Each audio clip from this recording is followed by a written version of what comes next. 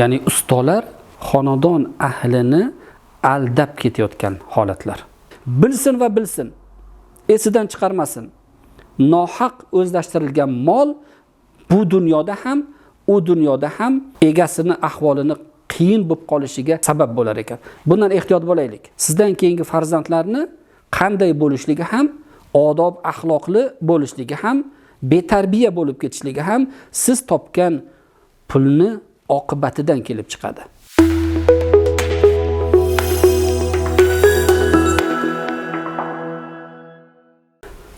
Bismillahirrohmanirrohim.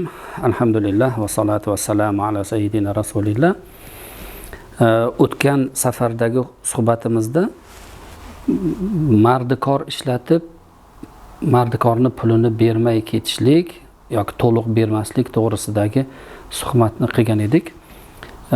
Buning aksi ham bugun hayotda juda ham ko'p. Ya'ni ustalar mardikor qilgan ishini aybi, nuqsonini bekitib, to'liq bajarmasdan xonadon ahlini aldab ketayotgan holatlar. Bu ham ko'p. Jamiyatda shunday omonatdorlik ko'tarilayotgan bir davrmikan deb ba'zida xavotirga tushib qolamiz. Shuni bilsinki, ustalar, mardikor bo'lib ishlayotganlar, ijarada yurib ishlab ro'zg'or tebratayotganlar ehtiyot bo'lsin. Ehtiyot bo'lsin. Birovning haqqini o'zlashtirib olish, nohaq molni talab qilish Qur'oni Karimda ham, Payg'ambar alayhisalomning muborak hadislarida ham bu juda qattiq qoralangan. Alloh subhanahu va taolo Qur'oni Karimda aytadiki: "La ta'kulu amwalakum baynakum bil batil" dedi. Nohaq, botil yo'l bilan molni o'zlashtirmanglar dedi. Botil degani nohaq degani, nohaq kimnidir haqqi sizga o'tib qolmasin. Bu Allohning qaytaruvi.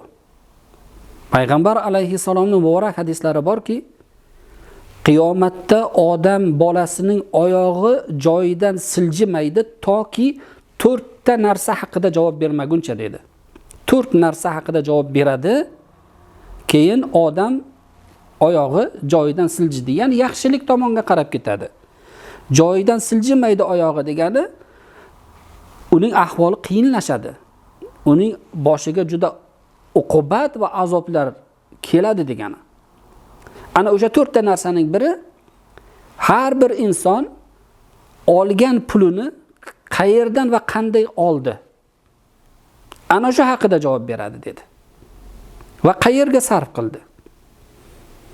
Bu umumiy hammaga taalluqli bo'lgan masala. Lekin biz bugun aynan ustalar, ijarada ishlayotganlar, mardikorlar aldab xonadon ahlini qilmagan ishini qildim deb yoki qilgan ishini aybini bekitib, nohaq yo'l bilan haqni olib aldab ketayotganlar uchun bugun bu hadisni misol qilib aytayapmiz. Bilsin va bilsin, esidan chiqarmasin. Nohaq o'zlashtirilgan mol bu dunyoda ham, u dunyoda ham egasini ahvolini qiyin bo'lib qolishiga sabab bo'lar ekan. Bundan ehtiyot bo'laylik. Aldamang. Halol bo'ling, to'g'ri bo'ling.